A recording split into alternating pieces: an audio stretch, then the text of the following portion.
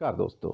शरद पवार का राजनीतिक यानी कि चुनावी राजनीति से संन्यास लेने का फैसला एक भावनात्मक फैसला है, इमोशनल कार्ड है। बारामती में जाके पूरा का पूरा उन्होंने एक कार्ड खेल दिया। चुनावी कार्ड है, पता है। ये भी बात सही है कि जो उन्होंने कहा कि मैं आज के बाद किसी चुनाव में भाग नहीं लूंगा और जो राज्यसभा का जो मेरा कार्यकाल है उसको हम पूरा करवाएंगे। ये बात भी सही है, इसमें कोई शक वाली बात नहीं है। लेकिन मैं ये समझ के चलता हूं यहां पर कि शरद पवार वर्सेस जो अजीत पवार है बारामती कॉन्स्टिट्यूंसी में, ये उसके मद्देनज़र, क्योंकि वेस्टर्न जो पूरा का पूरा महाराष्ट्र है वहाँ पर तो एनसीपी वर्सेस एनसीपी है, तो अजीत पवार वर्सेस शरद पवार है।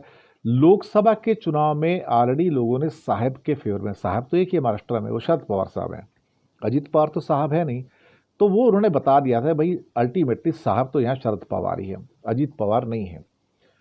तो राजनीति से संन्यास तो नहीं ले रहे हैं, लेकिन हाँ चुनावी राजनीति से संन्यास ले रहे हैं। और वो भीष्म पितामह तो हैं ही महाराष्ट्र में, और देश की राजनीति के उनमें अनुभव है, काबिलियत है, पार्टी लाइन से ऊपर उठ के भी वो बड़े बड़े फैसले ले लेते हैं। और लेकिन बारामती उनका गढ़ भी रहा है, उसको सींचा है उन्होंने, कई दशकों से सींचा है।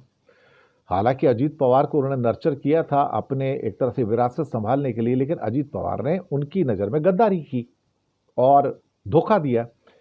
अब उसका फल जो था जनता ने लोकसभा के चुनाव में अजीत पवार को दिया, जहां उनकी पत्नी सुनेत्रा पवार शरद पवार की बेटी सुप्रिया सुले से बारामती में हार जाती हैं। ये एक किस्म से और ह्यूमिलेशन था अजीत पवार के लिए। फिर बाद में कहते हैं कि आप परिवारों को आपस में लड़वा रहे हो, ये कर रहे हो, वो कर रहे हो।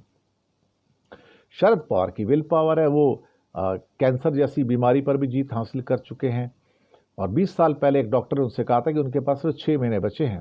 तब शरद पवार का जवाब था, मैं बीमारी की चिंता नहीं करता, आप भी मत करो। और वो 20 साल बाद भी जिंदा हैं। अब रही बात कि बारामती में क्या होगा और महाराष्ट्र में क्या होगा, मुझे लगता है कि वो अपना जो अब विरासत है अजीत पवार को तो बिल्कुल भी नहीं सौंपेंगे। वो सारी की सारी जो विरासत है वो सुप्रिया सुले के हाथों में जाएगी और वो एक बड़ी नेत्री बनकर यहाँ पर उभरेंगी।